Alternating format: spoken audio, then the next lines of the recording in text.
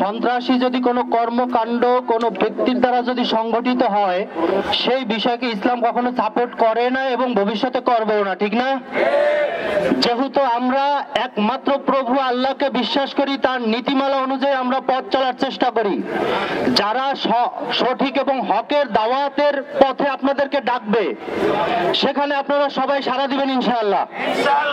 আমরা অন্যায়ের প্রতিবাদ করব সামাজিকভাবে, রাজনৈতিকভাবে, বিভিন্ন প্রকার সংগঠনের মাধ্যমে, সামাজিক সর্বস্তরের ওলামায়ে কেরামদের মাধ্যমে আমরা তাদের সাথে থাকবো যতক্ষণ পর্যন্ত তারা হকের প্রতি প্রতিষ্ঠিত থাকেন।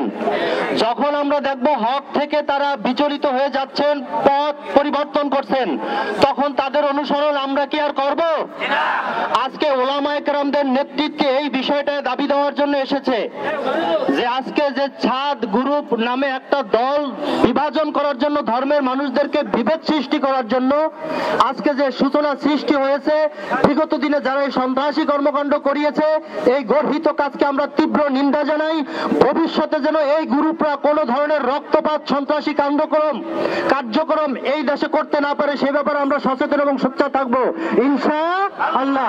আল্লাহ আমাদের সবাইকে দ্বীনের রাস্তায় চলার তৌফিক দান